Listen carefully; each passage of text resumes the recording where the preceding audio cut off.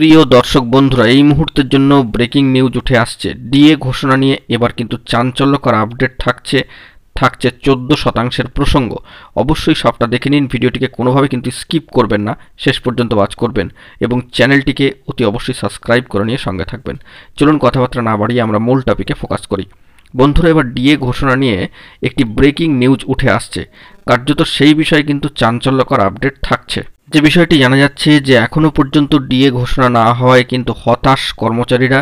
তবে 2024 সালে 8% 8% ডিএ বেড়েছে রাজ্য সরকারি কর্মচারীদের এবং তারই সুবাদে বা তারই পরিপ্রেক্ষিতে আপাতত পশ্চিমবঙ্গের রাজ্য সরকারি কর্মচারীরা ষষ্ঠ বেতন কমিশনের আওতায় 14% হারে কিন্তু ডিএ পাচ্ছেন, যেমনটা উঠে আসছে সামাজিক গণমাধ্যমে। এবং 2024 সালে এপ্রিল থেকে যেটি কার্যকর হয়েছে।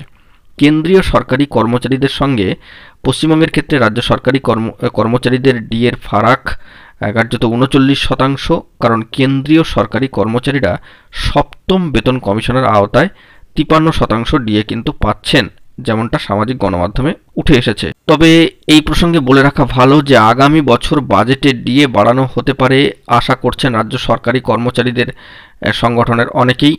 এই বিষয়ে নানা ধরনের বার্তা উঠে এসেছে এবং যে বিষয়টি জানা যাচ্ছে যে বাজেটে ডিএ বাড়ানো হতে পারে বলেও কিন্তু আশা করা হচ্ছে। যদিও যতক্ষণ না ঘোষণা করা হচ্ছে ততক্ষণ এই বিষয়ে নিশ্চিত কনফার্মেশন কিছুই কিন্তু বলা যায় না।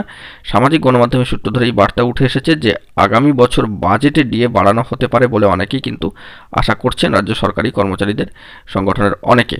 তো এখনও পর্যন্ত ডিএ ঘোষণা হয়নি, সেই বিষয়ে কার্যত কিছুটা হলেও হতাশ কর্মচারীরা। আপাতত এই বার্তাটাই উঠে আসছে, চাঞ্চল্যকর আপডেট।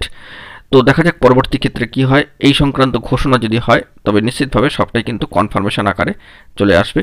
অবশ্যই সবটা তখন তুলে ধরবার জন্য চেষ্টা করব। এখন এটুকুই, সকলে ভালো থাকবেন, চ্যানেলটিকে অতি অবশ্যই সাবস্ক্রাইব করে নিয়ে সঙ্গে থাকবেন। ধন্যবাদ।